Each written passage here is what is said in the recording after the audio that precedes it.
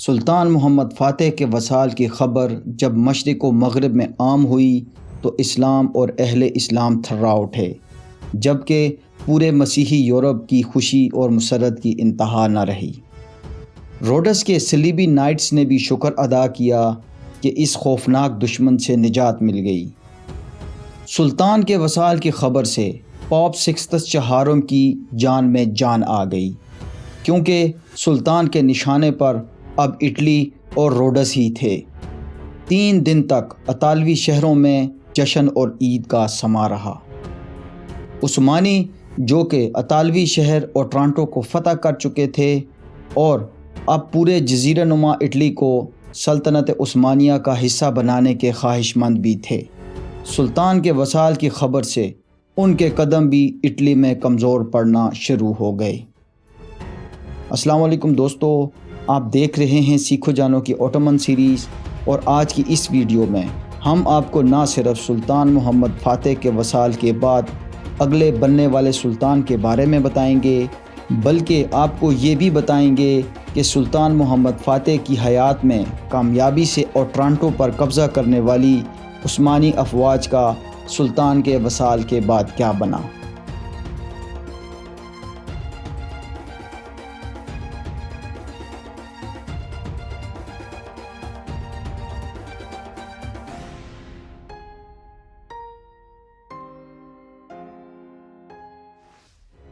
1481 عیسوی میں سلطان محمد فاتح کا جب وصال ہوا تو سلطنت عثمانیہ کی سرحدیں تقریباً پورے اناطولیہ سے لے کر بلغراد تک پھیل چکی تھیں، جبکہ ولاچیا کے علاوہ کرائمینین کانت بھی عثمانیوں کے زیر اثر باج گزار ریاستوں میں شامل ہو چکی تھی۔ سلطان محمد فاتح کی دستیاب معلومات کے مطابق 5 شریک حیات تھیں، جن میں گل بہار خاتون کے وطن سے 3 دسمبر 1447 کو شہزادہ بایزید دوئم اور دوسری شریک حیات گلچہ خاتون کے وطن سے 1449 میں شہزادہ مصطفیٰ پیدا ہوئے، مگر شہزادہ مصطفیٰ جون 1474 کو اپنی طبعی موت مر گیا۔ 5ویں اور آخری شریک حیات کے وطن سے 22 دسمبر 1459 کو شہزادہ جم یا جمشید پیدا ہوئے۔ اب سلطان محمد فاتح کے وصال کے بعد عثمانی تخت کے دعوے داروں میں تھے صرف بڑا بھائی شہزادہ بایزید دوئم اور چھوٹا بھائی شہزادہ جم۔ دونوں بھائیوں میں تخت کی رساکشی شروع ہوئی تو سلطنت عثمانیہ کے دشمنوں کو اپنے بدلے چکانے کا موقع میسر آ گیا۔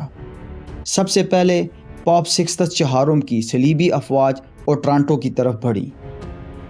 سلطان محمد فاتح کے انتقال سے تھوڑا عرصہ قبل ہی عثمانی فوجوں میں اور جزیرہ روڈس کے نائٹس کے علاوہ اطالوی ساحلی شہروں پر بھی صلیبی افواج سے جھڑپوں کا آغاز ہوا تھا۔ عثمانی افواج 28 جولائی 1480 کو کنگڈم آف نیپلز کے ساحلی شہر اوٹرانٹو پہنچی۔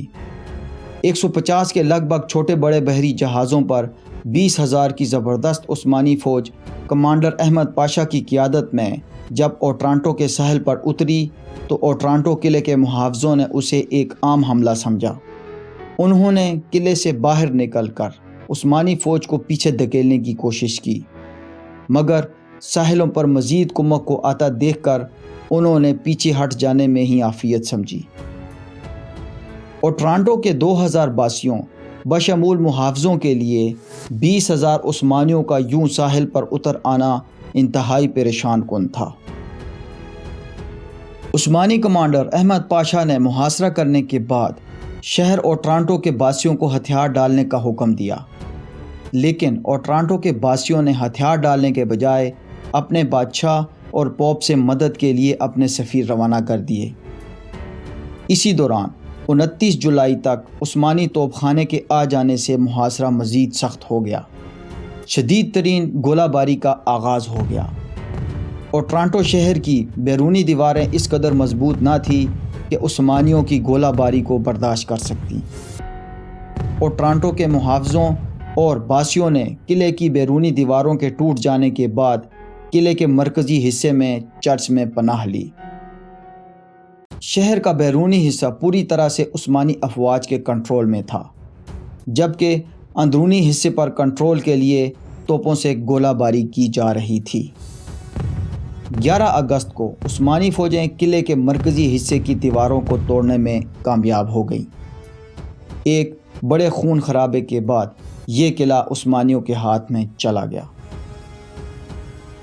اکتوبر تک عثمانیوں نے اور دوسرے اطالوی ساحلی شہروں پر بھی حملے شروع کر دیے، جن میں لیچے، برنڈیزی اور ٹارونٹو وغیرہ شامل تھے۔ تاہم رسد کی کمی کی وجہ سے عثمانی کمانڈر احمد پاشا کو اپنی فوجوں کی پیش قدمی روکنا پڑی۔ احمد پاشا نے 1500 کے قریب فوجیوں کو اوٹرانٹو میں ہی متعین کیا اور خود بقایا عثمانی افواج کے ساتھ البانیہ لوٹ گیا، تاکہ سردیوں کے بعد اپنی تازہ دم فوج کے ساتھ آ کر اس جنگی مہم کو آگے بڑھائے گا۔ پوپ کو قسطنطینیہ کی طرح روم بھی ہاتھ سے نکلتا دکھائی دیا، تو اس نے عثمانیوں کے خلاف ایک بڑی صلیبی جنگ کا اعلان کر دیا۔ اس اعلان پر مئی 1481 عیسوی میں ہنگری، نیپلز اور سسلی کی متحدہ افواج اوٹرانٹو کے محاصرے کے لیے آگے بڑھیں۔ اسی دوران 3 مئی کو سلطان محمد فاتح کے انتقال کے ساتھ ہی نہ صرف عثمانیوں کی جزیرہ نما اٹلی میں مزید پیش قدمی رک گئی، بلکہ اوٹرانٹو میں متعین ترک افواج کو مزید فوجی کمک اور رسد بھی نہ دی جا سکی۔ متحدہ مسیحی افواج نے اوٹرانٹو کا محاصرہ کر لیا۔ ان حالات میں ترک افواج کا اوٹرانٹو پر قبضہ بحال رکھنا بہت ہی مشکل تھا، لہٰذا انہوں نے ایک امن معاہدے کے ذریعے اسی سال اگست میں ہتھیار ڈال دیے۔ بظاہر ترک فوج کے کچھ حصے کے نکل جانے کے بعد متحدہ صلیبی افواج نے باقی ماندہ تمام عثمانی فوج کو گرفتار کر لیا اور انہیں قیدی بنا لیا گیا۔ اس طرح سلطان محمد فاتح جیسے شیر دل حکمران کی وفات کے ساتھ ہی عثمانیوں کو پہلی شکست کا سامنا کرنا پڑا۔ سلطان محمد فاتح نے چونکہ اپنے جانشین کا تقرر نہیں کیا تھا، اس لیے شہزادہ بایزید دوئم اور شہزادہ جم کے درمیان تخت عثمانی کی رسا کشی کا آغاز ہو گیا۔ شہزادہ بایزید دوئم سیواس، ٹوکٹ اور امازیا کا گورنر تھا، جبکہ شہزادہ جم کرمانیہ اور کونیا کا حاکم تھا۔ سلطان محمد فاتح نے اپنے دونوں بیٹوں کو دارالحکومت سے برابر فاصلے پر ہی سرحدی علاقوں کا گورنر بنا رکھا تھا، تاکہ وہ ان علاقوں میں اپنے انتظامی اور فن سپاہ گری کے جوہر دکھا سکیں۔ سرحدوں پر کنٹرول مضبوط کرنے کے علاوہ سلطان محمد فاتح دونوں شہزادوں کو تخت حاصل کرنے کے لیے برابر موقع دینا چاہتا تھا، کیونکہ یہ بات تو یقینی تھی کہ جو بھی تخت عثمانی حاصل کرے گا دوسرے کو موت کے گھاٹ اتار دے گا۔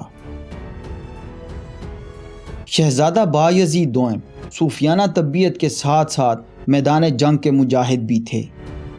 وہ موریا، وینس اور اوٹلک بیلی کے معارکوں میں اپنی شجاعت کے جوہر بھی دکھا چکے تھے، جبکہ شہزادہ جم بھی انتظامی اور حربی اوصاف میں کم نہ تھا۔ سلطان محمد فاتح کے وصال کے بعد سلطان کے وزیر کرامانلی محمد پاشا نے شہزادہ جم کے استنبول پہنچنے تک اس خبر کو خفیہ رکھنے کی کوشش کی، مگر شہزادہ بایزید کے اندرونی حکومتی رابطوں سے اسے تمام معلومات حاصل ہو گئیں اور وہ خوش قسمتی سے اپنے بھائی شہزادہ جم سے پہلے استنبول پہنچنے میں کامیاب ہو گیا۔ اس طرح جینیسریس کے تعاون سے شہزادہ بایزید 21 مئی 1481 کو سلطنت عثمانیہ کے اگلے سلطان بننے میں کامیاب ہو گئے، مگر جینیسریس نے سلطان سے اس تعاون کے بدلے تنخواہوں میں اضافے کا مطالبہ کر دیا۔ مجبوراً سلطان بایزید کو یہ مطالبہ تسلیم کرنا پڑا۔ دوسری طرف شہزادہ جم نے سلطان بایزید کے خلاف علم بغاوت بلند کر دیا، کیونکہ وہ یہ خوب جانتا تھا کہ ہر صورت میں یا تو قید یا پھر موت اس کا مقدر ہے، لہٰذا اس نے مصالحت کے بجائے حریت کا راستہ اختیار کیا۔ شہزادہ جم نے اپنے زیر قبضہ علاقوں کونیا اور کرمانیہ میں فوج اکٹھی کی اور استنبول کی طرف بڑھنا شروع ہو گیا۔ تاہم چند ابتدائی فتوحات کے بعد اس نے سلطان بایزید کو سلطنت باہم تقسیم کرنے کا مشورہ دیا تاکہ سلطنت کے یورپی علاقوں پر سلطان بایزید اپنی حکومت بنا لے، جبکہ ایشیائی علاقوں پر شہزادہ جم کی حکومت ہو۔ مگر سلطان بایزید دوم نے سلطنت کو تقسیم کرنے سے نہ صرف انکار کر دیا بلکہ اپنی فوج کے ہمراہ بروسا شہزادہ جم کی سرکوبی کے لیے بھی پہنچ گئے۔ 19 جون 1481 کو یعنی شہر کے مقام پر دونوں بھائی آمنے سامنے آ گئے۔ شہزادہ جم کو اس جنگ میں شکست ہوئی، تاہم شہزادہ جم اپنے اہل خانہ سمیت وہاں سے مملوک سلطنت کے شہر قاہرہ بھاگنے میں کامیاب ہو گیا۔ مصر کے مملوک سلطان قاتع بے نے شہزادہ جم کی بڑی عزت اور تکریم کی۔ قاہرہ میں ہی شہزادہ جم کو سلطان بایزید کی طرف سے ایک خط موصول ہوا جس میں شہزادہ جم کو تخت عثمانی سے دور رہنے کے عوض 10 لاکھ ڈوکٹ عثمانی کرنسی دینے کی پیشکش کی گئی، مگر جم نے اس پیشکش کو ٹھکرا دیا اور اگلے ہی سال مصر کی فوجوں کی مدد سے اناطولیہ میں کرمانیہ کے حکمران خاندان کی ساز باز اور انقرہ کے سنجق بے کے تعاون سے دوبارہ ایک بغاوت کا آغاز کیا۔ 27 مئی 1482 کو شہزادہ جم نے کونیا کا محاصرہ کر لیا، لیکن جلد ہی اسے شکست کا سامنا کرنا پڑا۔ شہزادہ جم قاہرہ واپس بھاگنا چاہتا تھا، مگر قاہرہ جانے کے تمام راستے سلطان بایزید کے کنٹرول میں تھے۔ شہزادہ جم نے ایک دفعہ پھر سے سلطان کے ساتھ سلطنت تقسیم کرنے کے لیے رابطہ کیا۔ سلطان نے شہزادہ جم کو یروشلم میں خاموشی سے رہنے کے لیے وظیفے کی پیشکش کی، مگر سلطنت کی تقسیم پر بالکل بھی راضی نہ ہوا۔ اس پر شہزادہ جم 29 جولائی 1482 کو جزیرہ روڈس کی طرف فرار ہو گیا تاکہ وہاں کے صلیبی نائٹوں سے مدد لے کر عثمانی یورپی مقبوضات میں داخل ہوا جائے۔ روڈس کے فرما روا نے پہلے تو شہزادہ جم سے اتفاق کیا، مگر پھر عثمانی طاقت کے خوف سے اس نے ایک نئی چال چلی۔ اس نے ایک طرف تو شہزادہ جم کو مدد دینے کا جھانسا دیا اور دوسری طرف سلطان بایزید سے یہ طے کیا کہ 45,000 ڈوکٹ سالانہ کے عوض وہ جم کو نظر بند رکھے گا۔ اس طرح شہزادہ جم اگلے 7 سالوں کے لیے جزیرہ روڈس پر قید ہو کر رہ گیا۔ روڈس کے فرما روا نے شہزادہ جم کے ذریعے مزید مال کمانے کے لیے مصر میں اس کی ماں اور اہل خانہ سے بھی رابطہ کیا اور خوب مال کمایا۔ جب روڈس کا فرما روا شہزادہ جم سے خوب مال کما چکا تو اس نے یہ قیمتی اثاثہ پاپ انوسنٹ ہشتم پر فروخت کر دیا۔ پاپ انوسنٹ نے شہزادہ جم کو عثمانیوں کے خلاف استعمال کرنے کی کوشش کی، مگر شہزادہ جم نے ان کا ساتھ نہ دیا۔ پاپ نے شہزادہ جم کو عیسائی بنانے کی کوشش بھی کی، مگر وہ اس میں بھی ناکام رہا۔ مگر شہزادہ جم کی موجودگی کا ایک بہت بڑا فائدہ یہ ہوا کہ بھائی کی رہائی کی دھمکی کی وجہ سے سلطان بایزید مسیحی یورپ میں مزید کوئی پیش قدمی نہ کر سکا۔ اس کے ساتھ ساتھ پوپ نے 40,000 دوکات کی سالانہ رقم بھی شہزادے کی نگرانی کے عوض سلطان بایزید سے وصول کرنا شروع کر لی، لیکن پوپ انوسنٹ کے مرنے کے بعد اس کے جانشین پوپ الیگزینڈر نے اس شہزادے کو اپنی حراست میں لے لیا۔ اس قدر قیمتی شہزادے جم کو اب ہر یورپی حکمران اپنے فائدے اور سلطنت عثمانیہ کو بلیک میل کرنے کے لیے حاصل کرنا چاہتا تھا۔ 1494 میں فرانس کے شاہ چارلس نے جب کنگڈم آف نیپلز پر قبضہ کرنے کے لیے جزیرہ نما اٹلی پر حملہ کیا تو پوپ الیگزینڈر سے شہزادہ جم کو حوالے کرنے کا مطالبہ کر دیا۔ اس طرح اب شہزادہ جم شاہ چارلس کی ملکیت میں چلا گیا۔ مگر جلد ہی 24 فروری 1495 کو شہزادہ جم قید و بند کی یہ صعوبتیں برداشت کرتے کرتے انتقال کر گئے۔ اس طرح شہزادہ جم کی 13 سالہ اسیری کا سفر مکمل ہو گیا۔ آخری وقت تک انہیں اپنے بیوی بچوں کو دیکھنے کی حسرت ہی رہی۔ شہزادہ جم کے آخری الفاظ یہ تھے کہ اے میرے اللہ، اگر دین حق کے دشمن یہ چاہتے ہیں کہ میری ذات کو اعلی کار بنا کر ان تجویزوں کو تقویت پہنچائیں جو انہوں نے مسلمانوں کی بربادی کے لیے سوچ رکھی ہیں، تو آج کے بعد مجھے زندہ نہ رکھنا۔ سلطان بایزید نے شہزادہ جم کی میت کو یورپ سے منگوایا اور پورے شاہی اعزاز کے ساتھ بروسا میں سپرد خاک کر دیا۔ اس طرح سلطنت عثمانیہ میں جاری ایک ایسی خانہ جنگی کا اختتام ہو گیا جس نے سلطان بایزید دوئم کے پیروں میں بیڑیاں ڈال رکھی تھی، اور اسی وجہ سے سلطان یورپ میں کسی بڑی پیش قدمی کے متحمل نہ ہو سکے۔ لیکن ان سب کے باوجود سلطان بایزید ہسپانوی مسلمان جو کہ اسپین کی مسیحی حکومت کے ظلم و جبر کا شکار تھے، کمال رئیس جیسے عظیم مسلمان امیر البحر کی مدد سے ان مسلمانوں کو نکالنے میں کامیاب ہو گئے۔ دوستو، یہاں آپ کو یہ بھی بتاتے چلیں کہ آپ نے بہت سے لفافہ صحافی حضرات کو یہ کہتے سنا ہوگا کہ عثمانیوں نے اس وقت کی ٹیکنالوجی کو بروئے کار نہیں لایا اور وہ پیچھے رہ گئے، جن میں وہ عموماً پرنٹنگ پریس کی مثال دیتے ہیں۔ تو آپ کو یہ بتاتے چلیں کہ سلطان بایزید کے دور 1493 عیسوی میں استنبول میں پرنٹنگ پریس لگ چکا تھا۔ سلطان بایزید نے علماء کے فتووں کے پیش نظر صرف اور صرف پریس کے ذریعے قرآن مجید کی پرنٹنگ پر پابندی لگائی تھی، جسے وجہ بنا کر آج کا ہمارا بکاؤ میڈیا اور لفافہ صحافی عثمانیوں کے خلاف اپنا بغض نکالتے ہیں۔ اس وقت سلطنت عثمانیہ میں بے شمار لکھاری اور خطاط موجود تھے جو کہ سرکاری طور پر قرآن مجید کے کلمی نسخے تحریر کرنے کے مجاز تھے۔